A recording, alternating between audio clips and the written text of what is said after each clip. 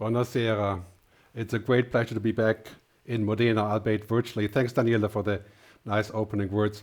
The biggest thing I will regret of not actually being in Modena with all of you is that we won't be able to have a nice dinner together, which is, of course, always the crowning part of the gig in Italy. So I'm speaking to you virtually today about, the digital future. I want to start with saying one thing. I think right now things are really, really pretty tough, I think, for everybody, especially in Italy.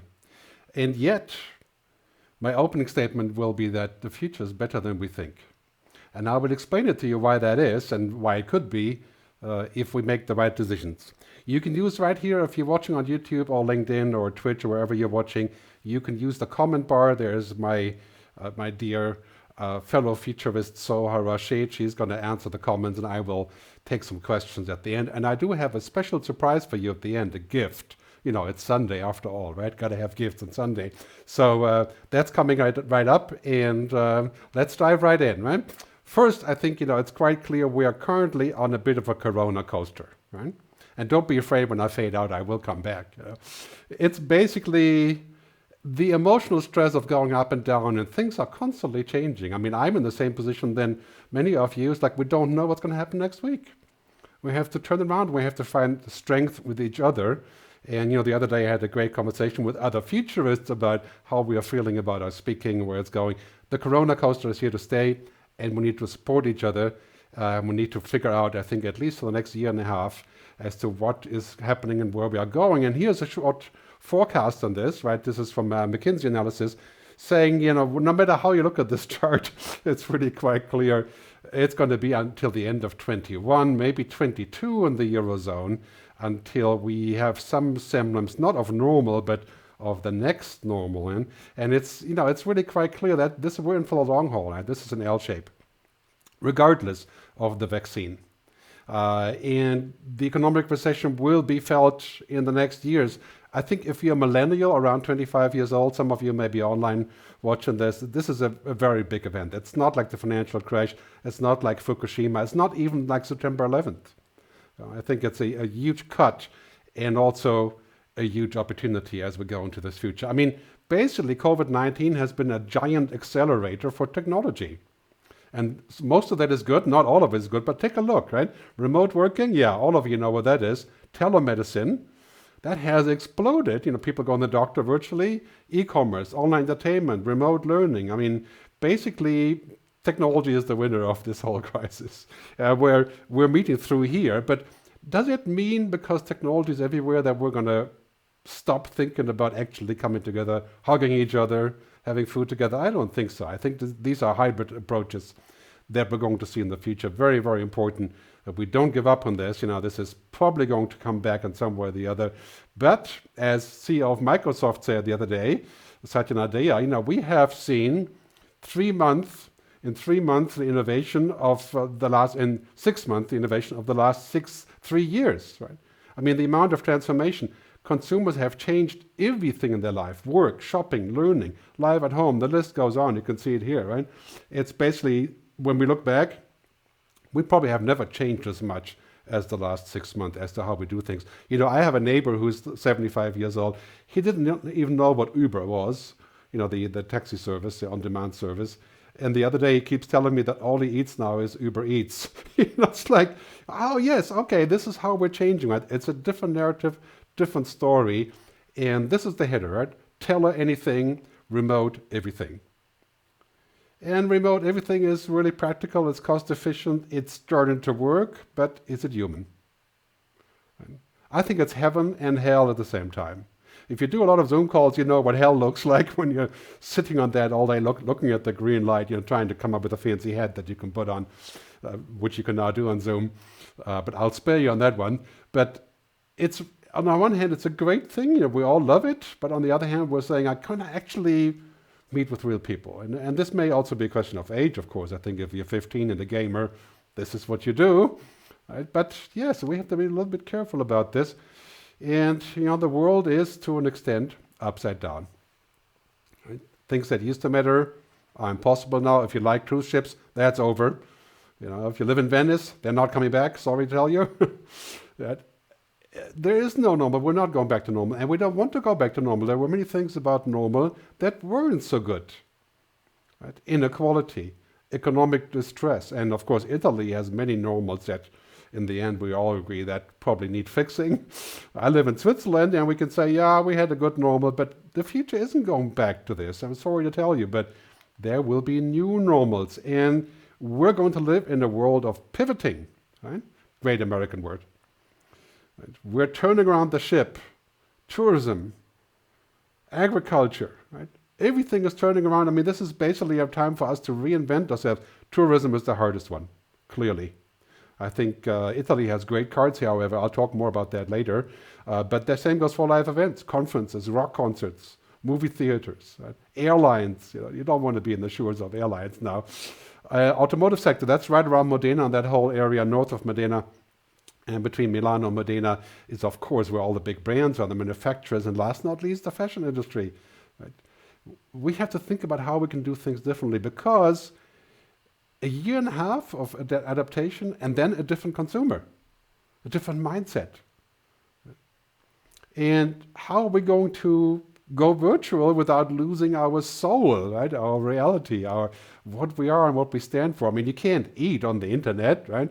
That's a very big deal in Italy. So, but here's some examples of adaptation, invention, pivoting. Here's the DJ that plays a concert, basically a drive-in concert, very popular in Denmark, also the US. Here's how people eat now, right? I hope not in Italy. I would find that pretty strange, but people do that. The Tour de France went virtual. Here's a hotel that is renting out their rooms on a day rate, not for getting together, but for working from home, so to speak, right? Very smart idea. Here's myself now going virtual. This is what I do now. I show up on the screen. I think I look better in reality than that. And here's something really interesting. I want to actually play a short video for a fashion show from Jacquemus, it's called the fashion brand, and this fashion show is happening in a cornfield, right?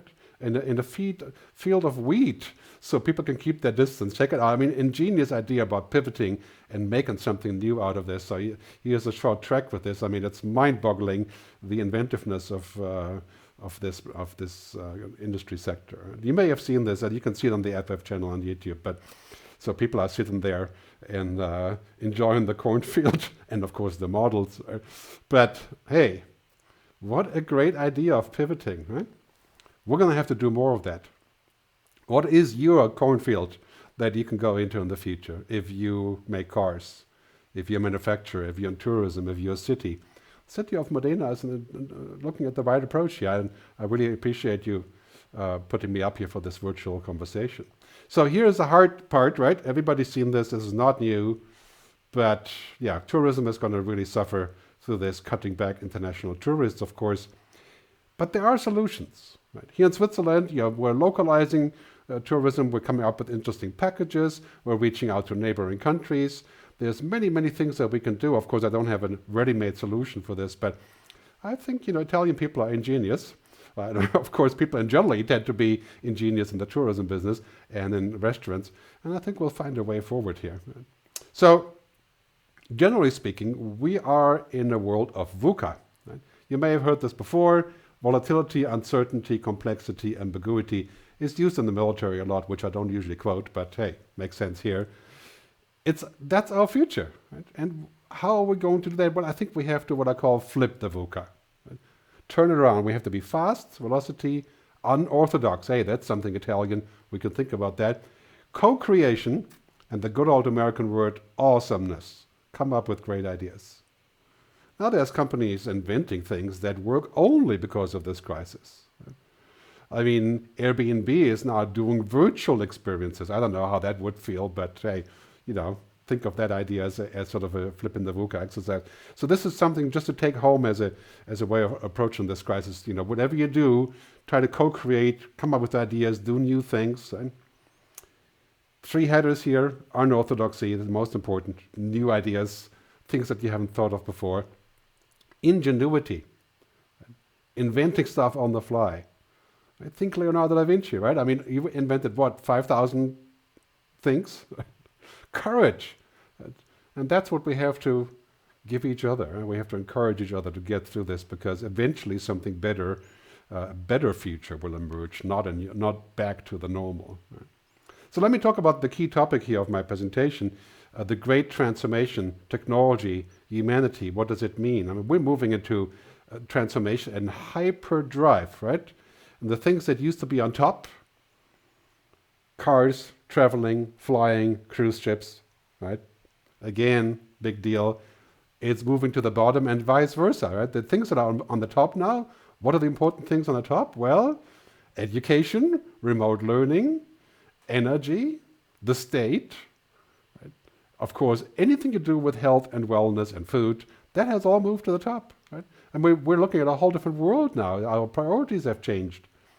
And this is very challenging, but it's also a giant opportunity to finally reset, for example, to a green economy. We have learned to cut back because of COVID and to make compromises. Are we going to do the same for climate change? And is that a ticket to our future?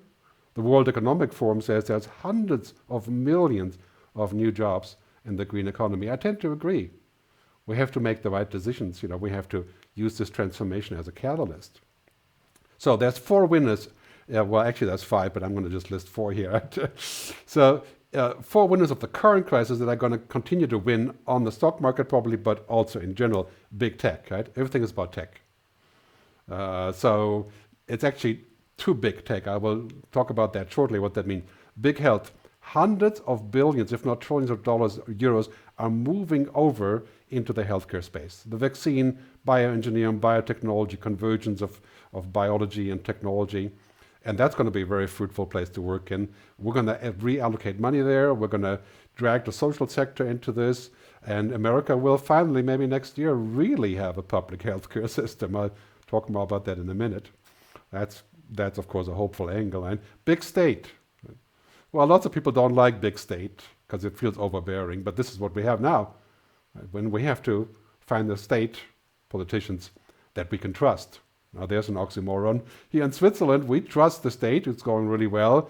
But think about Brazil. People don't trust the state. Americans, Italians, well, there's a debating point for later. But big state is everywhere. And I think big green is the ticket. Right? I mean, if you're in the business of sustainability, renewable energy, sustainable vacations, tourism, ecotourism, I think this is where we're headed like really quick. And in Europe, we're using the COVID crisis to think about this, how we can actually address climate change. Many countries, it's the opposite. Brazil or India, they're saying, basically, okay, we have bigger things to do now than to also think about climate change. But think about this logic. If you can make sacrifices because of a pandemic, if you can be told by the state what to do and by the police, because there's an emergency, would you do the same for climate change? Are you willing to pay a carbon tax on airline flights, not take your car into the city? Right? I mean, these are things that we're going to have to do, basically sacrifices, compromises. And they will generate a huge amount of new business and new work if we get our agenda right. So, as a Star Trek fan, of course, we're going basically warp drive into the future. I mean, we are in a situation where it's not just fast anymore, it's mind-boggling fast. And we have to get used to this. Basically, my kids will live in a world that's going to be so exponentially different. They will live to be 100 on average. The kids of my kids may live to be 120. I mean, think about this for a second. Exponential change, 4, 8, 16, 32, every 12 months, a leap. I mean, the world in 10 years will be more different than the world if we go back 100 years compared to today. Right? I mean, the changes we're going to see, that we have to be aware of them, and we need people with wisdom to be our guides. Right? We need every politician, every public official, and every CEO, and every futurist, of course, right, to have a driver's license for the future, to understand where this is going. And I think this is becoming crucial now because we have to make decisions every single day. Look at healthcare, right? I mean, the combination of data and science and analytics and maybe AI, can we do better with healthcare? Can we actually make it healthcare, not sick care? Can we prevent diseases? Can we customize and personalize Medicare and medical devices? Can we use better diagnostics, cloud biology, better food? Yeah, of course we can. And I have great hope that the convergence of technology and biology will create a healthcare system that is affordable and that is accessible and that will also deal with the digital divide. Now that's, of course, going up, telemedicine and telehealth. I foresee a time in the future where 80 to 90% of doctor visits that we have today are no longer needed because we can do it through devices like the Apple Watch, but there are many other devices apart from the Apple Watch. But we're going to see a huge explosion here in the next couple of years. Working from home, same thing. This is going to explode. Not everybody has a fancy setup like this. I think the reality is probably more like this, right? Where we're saying, oh my God, I have to do double duty. And this is, I'm sure, quite familiar with you. But here's the good news, right? We're going hybrid as far as work is concerned. Work from home, work from home, work from the cafe, work from the beach. What I've always done, really. Right? Maybe not work too much, maybe work less. But human relationships, H to H, human to human, in the flesh, in the meat space, as some people call it, I have a good laugh about that one, are becoming more valuable. Just because we use these devices doesn't mean we are going to forget what it's like. Yeah, these are tools. We're going to use the tools, and we're going to go hybrid. If you don't know how to do that, you'll be in deep trouble. But things like education, yeah, we can learn things online, but really the learning happens between people when we get together. Why people go to MIT? Why do they go to MIT when they can watch all their courses online? Because of the experience. Keep in mind when we think about working from home, the way that the human brain is wired, right? Experiences, relationships, engagement. As long as we're human, we're going to look for that. Right? And that's, by the way, a great ticket for tourism, the future of tourism, just to lean back to this. So we are in an amazing time, right? The largest technological transformation in human history. All this stuff being invented at the same time. I think this is really exciting, possibly overbearing, but talk about overbearing, take a look at this one. 2050, many of my colleagues like Ray Kurzweil say, we're going to reach a point to where machines have potentially the same power possibilities than us. Whatever that means, I don't think machines will ever have emotional intelligence or exist, right? And that sentience or sapience, wisdom. Right? But they will be pretty damn smart and they will do many things for us. And in 2050, we have to be ready. We have to think about what that means and what we want them to do and what they should not do. Probably that's a much more important question as to what they should not do. So here's my key point on technology in the future. I think we will have all the tools we need to solve practical problems. Water, food, energy, disease. But will we have the wisdom? Will we make the right decisions? That is the key point. We have the tools, but hey, you can use a hammer to kill somebody or can use it to build a house. I can use AI in the future, not me, but people can use AI to kill people. And so what are the rules and social contracts governing all of this? We have to put a lot more energy into that and not just say, well, we're going to use this because it works. That will get us to the very same point that we're at right now with Facebook. Just as an example, what used to be good has now become an AI-driven marketing machine, a data engine, where we are the content. I left Facebook 2 years ago for that very reason. I'm not going back, and I think it's becoming unethical just to actually, be part of it. So anyway, different discussion. We'll take more questions on that later. Yeah. Here's the important point. Putting the human inside. We should always have humans in the loop. We should always make sure that it's the human benefit that counts, not the monetary benefit. That's not the same thing. Right? There are other human benefits that are not about money. We should make sure the combination of people, planet, purpose, prosperity, purpose being the key word here, that is becoming the future of technology. So exponential technological progress brings up an important question. That question is, well, yeah, it's great, but is there such a thing as too much of a good thing? So enter my friend Elon Musk, parenthesis. Right? Elon has invented a thing called the Neuralink, which he demoed the other day with pigs. Basically an implant in the brain that sends out signals where the pig can be communicating and, so to speak, also control their limbs. It's meant to help paraplegics and so on, but it's a long story. Let me play this short clip for you. I think you'll find it quite entertaining And then after that, a short quote from Elon Musk himself.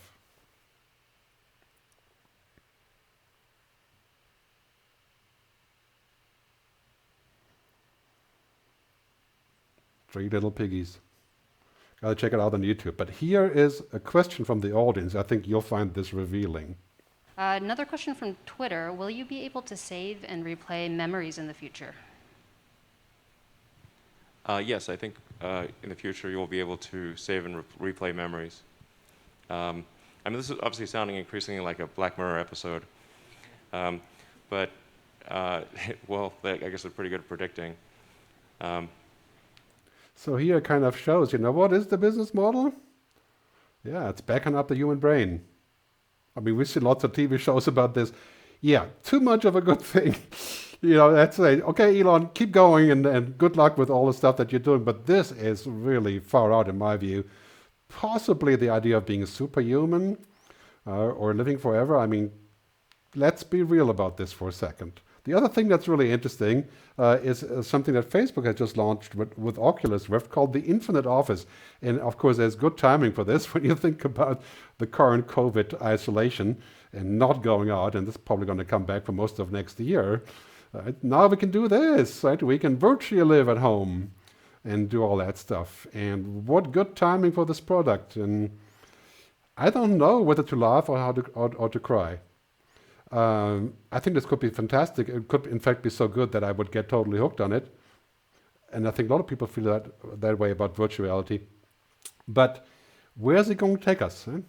And I think this is my hunch of where it's going to take us. Right? It's going to take us to a place of constant evolution where we are no longer capable of functioning without it. Right? Where we are so networked that we can't get out of bed without the connection. Then you're going to end up with a great show on Amazon called Upload, if you can watch it on Amazon Prime, that does exactly this story. But we have to think about what that means. Marshall McLuhan, the famous media theorist and also futurist, of course, great influence on my work, he said, we shape our tools and thereafter they shape us. That was 60 years ago. I don't want these tools to shape me. I don't know about you, but I'm also going to put a second quote here from Marshall. It says, all extensions of man and woman are also amputations. When we add something that makes us more powerful, we also remove something. And what would we be removing when we use virtuality all day long? Well, it's kind of like what our world would be really boring afterwards. It's kind of like a giant expansion that amputates pretty much everything else. I think we need to be very careful about this. We need to use it for the benefits, health, technology, medical. Right? But how about the things that are too much of a good thing? Great show on Netflix, The Social Dilemma. Okay? It's available in Italian. Here I want to play a short sample so you can see it. Questo è quello che ogni impresa ha sempre sognato. Avere la garanzia che se viene inserita una pubblicità avrà successo. È così che fanno affari, vendendo certezza. Yeah, they sell certainty, right? Selling certainty. That's what technology does. Take a look at this movie. I think you'll be quite impressed. I really think we need to do this, right? We need to make sure that every person that is involved in making those decisions, especially in social media and other media, right, has a what I call technocratic oath. It has to give us a technocratic oath, like a doctor, right, who gives us an oath to do the right thing and to always look out for the benefit of his patients. Who's looking out for the benefit of the users? Right? What is the oath? Right? I mean, clearly we're going to need responsibility. We need a Hippocratic oath for technology. Right? We need to think about something like a council of ethics, right, that is beyond the business purposes. And I've suggested this in my book, which is available in Italian, but I've done that for years, and finally we have some. We have one in Singapore, we have one in Denmark. Maybe we should have one in Modena and in Italy at large. Right? What is ethical technology? This is going to be an important question because right now technology is so limited still by what it can actually do well. But 10 years, the sky is the limit. This is a big question. Not what we can do with technology, but what do we want to do? Right? Great quote here from Tim Cook, CEO of Apple, right, who says, Technology can do great things, but it does not want to do great things. It doesn't want anything. Technology is neutral. It doesn't have an agenda. It has code. It doesn't live. Right? If we want something with technology, if we want to have a good life in the future, if we want equality, if we want to live in an equal country, if we want to solve problems, we need to make our own decisions. Right? We need to inject ethics. And what makes it worse is that technology is basically everything now. I mean, technology is eating up all the other industries: telecom, banking, financial services, healthcare, pharma, transportation. Everything is becoming technology.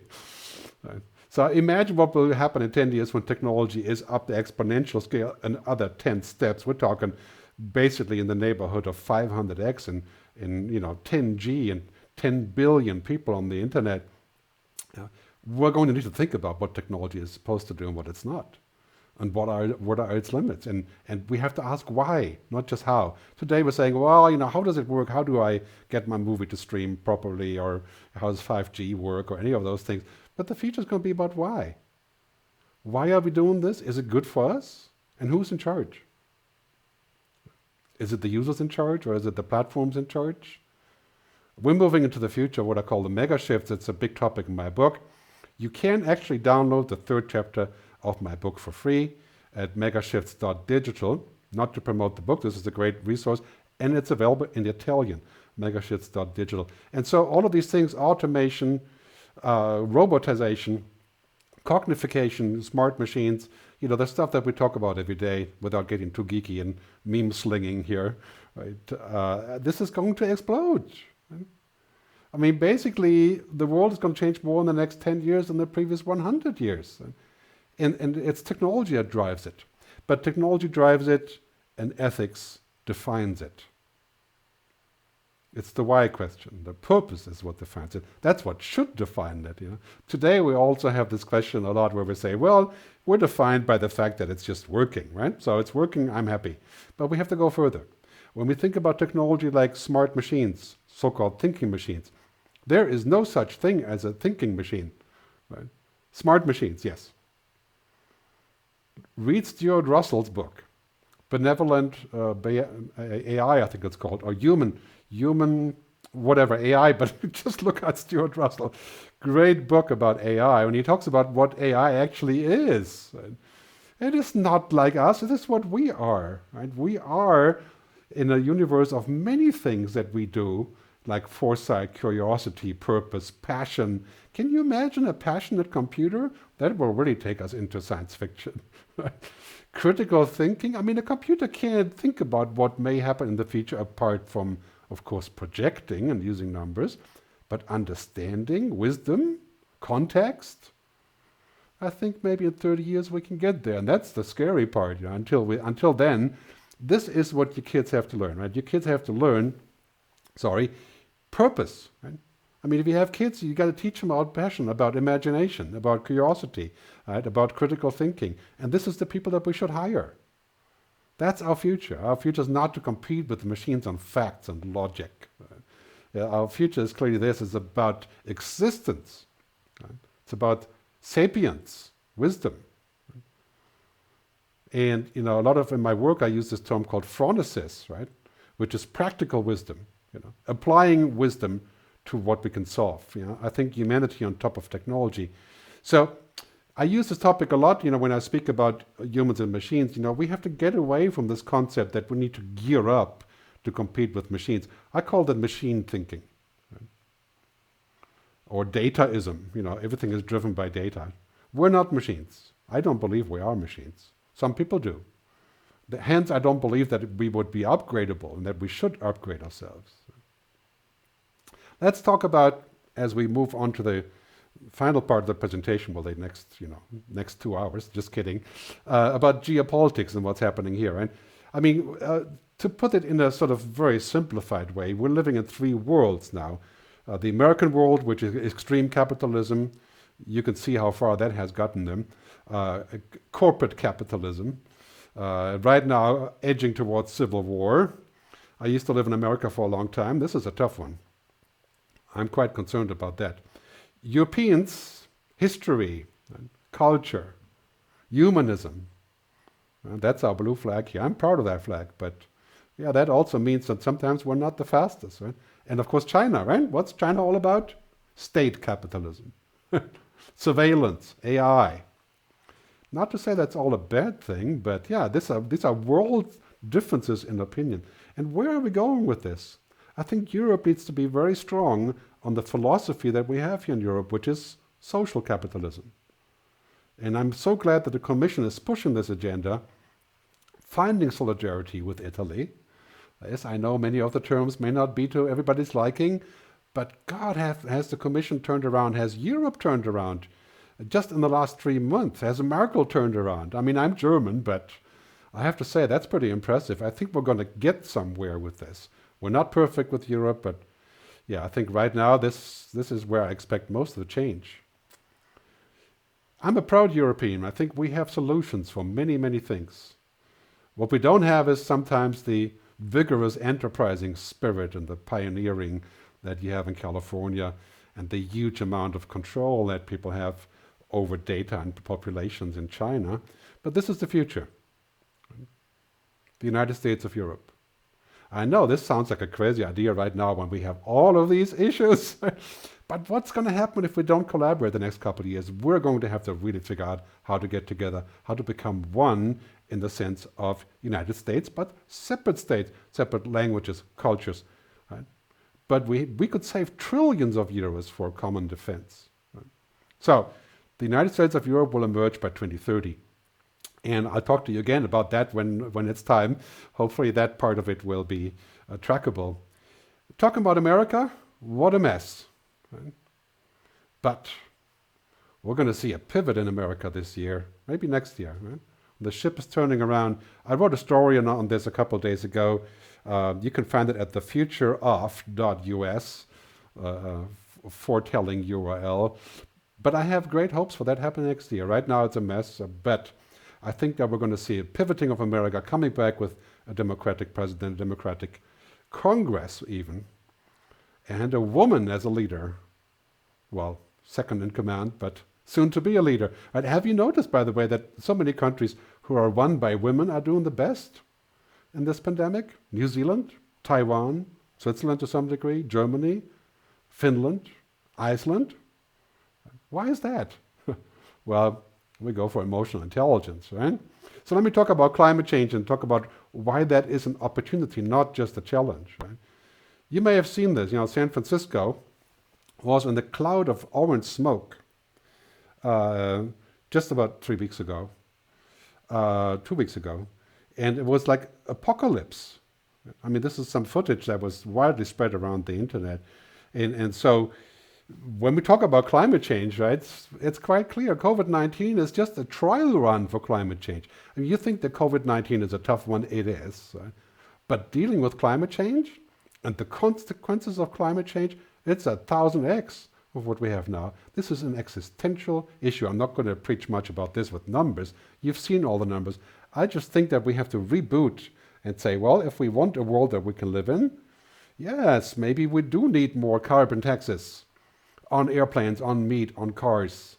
I know that sounds like a crazy idea, given that we already feel like we pay too much taxes and nobody wants to pay extra taxes. Right? But think about this, right? If we are going to make a difference and change the way that we're doing things, how are we going to do this? Who wants to pay taxes voluntarily? I think the unthinkable is becoming the new normal. And so let's unthink, right? So we can discover what the new normal is. And this is happening all around us. I mean, the unthinkable is that the state is going to tell me that I have to wear a mask to go to a restaurant. That was like a year ago, that would have been Japan, but voluntarily. And today we're accepting it because it has to be done. Similar things are going to happen right here with what's been called the circular economy. Right?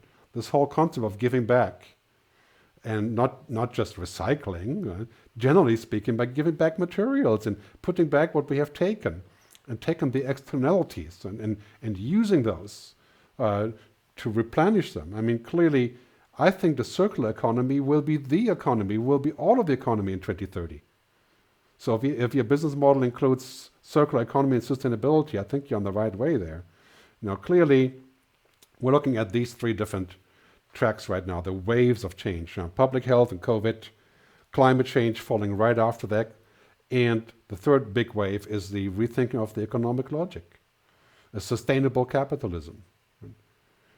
And this is all shaping up right now. I mean, these are giant opportunities for our well-being, for our future, and also for prosperity. They create jobs if we set our minds to it. These are challenges, these are opportunities, they are both at the same time. They are a crisis that we can't waste. To get our world going again, we have to step in the right direction and do this, right? We have to go to a new narrative. And this is what's important. That new narrative is this one, right? By investing in food, land, infrastructure, into nature. Right? What the World Economic Forum has researched is roughly the same money that we're spending globally on stimulus packages, 2.3 trillion. If we spend a little bit more than that, we can create 390 million new jobs by 2030. By putting the money in the right place, by making the Green Deal the center of everything. And I think this will be amazing for Italy. I mean, there's so many amazing companies in Italy that are already following in this direction, that are already pulling everybody in this direction as well. This new narrative is going to be crucial, I think, for our future. Two stories here. On the left, technology. Clearly, that is going to be what we have to take as a landmark. Right? Exponential, convergent, the power of technology. Right next to that, humanity. Holistic business models, circular economy, and human benefit. Not human-centered in the Anthropocene kind of way, right? But human in terms of the benefit that we're receiving. I think if you write that on your flag for the future, with COVID, we don't know when post-COVID is, that would be the right direction. You know, the landscape of money around us, of capitalism, has quite clearly failed to take care of many things that it should take care of. And I think we're moving into a world where we're going to see what I call the quadruple bottom line. And that's been written and talked about for 20 years, including, of course, Al Gore and others. And there's even a book called People, Planet, Purpose, People, Planet, Profit, I think. I call this People, Planet, Purpose, and Prosperity. And this is what's shaping up in the on the agenda right now. This is kind of a beyond GDP thinking, beyond gross domestic product, or GNP, whatever you want to call it. Kennedy already said that, Bobby Kennedy, 1967. GDP measures everything except for that makes life worthwhile. Life is beyond one thing. And this is really becoming obvious in the crisis right now. So as we're pivoting, as we're moving around and trying to figure out what the next step is, 4 central things that you can expect in the next 10 years. We're going to move towards equitable and just societies. And this is not just a wishful thinking, this is our survival program. This is something we need to do to get to the next level, a kind of sustainable capitalism. Wow, that's a lot to be defined. That will take the next 5 days to explain, but real decisive action and sacrifices on climate change. I mean, I fly a lot. I used to fly a lot. If I ever fly again, yeah, I'd be happy to pay a carbon tax, the same price on the ticket, if I have to. I think we need to think really dramatic and really not spare ideas here. And of course, a strong public healthcare system. Lots of money will go into this. Lots of new jobs will be generated there. So let me give you some final thoughts, and then I will take some YouTube common questions. Unfortunately, we don't have a live feed here, but let's not ask this question anymore. What will the future bring? There is no such thing. The future isn't fixed. It's not falling down from the sky from Silicon Valley or China. It's not made by Microsoft, Google, Apple, Facebook, whoever, Tencent. Right? The future is created by us. We make the future. We decide what we want. We make choices. Right? The key question that you should be asking for the future, especially in Italy, is this question. What kind of future do we want? What choices do you want to make? Where do you want to put the money? Who's going to make those decisions? Who's going to take you to that future? Right? That is the future, because we will literally have every possible choice. It's hard to imagine today because we're in dire straits right now. In 10 years, technology will give us the answer for everything. Upload your brain if you find life boring. Get a robot boyfriend, girlfriend. I mean, what kind of future do we want for ourselves and for our country and for the world? Leonardo da Vinci, the Vitruvian Man, I think it's a Homo Vitruviano, right? The Vitruvian Man as a symbol of how we are connected to everything around us, and the symbol of the Renaissance, of course. Right? And now we're having a new Renaissance. And this is what's surrounding us now. Technology. Mind-boggling AI, the Internet of Things, 3D printing, mind-boggling possibilities and solutions, the key to our future in so many ways. But technology will not fix social, cultural, or political problems. That's up to us. That's us up to everybody. And I call this the Neoluvian man, Neoluvian woman, right? The Donna Neoluviana, right? I suppose. I think we're going into the future where we're going to see a new human renaissance. An awakening of people saying, you know what, this is great to have, but what does it do? And what should it not do? Right? I mean, let's be honest about this. You know, we all want to achieve combinations of people, planet, purpose, and prosperity in different levels. Right? We're going to have to come onto the same agenda here with 10 billion people connected to the internet in probably less than 10 years. So as my final quote, I think right now is the time to shape your future or be shaped by it. And this is a great opportunity for a reset, a great transformation that we're seeing around us right now. So, thanks for your time.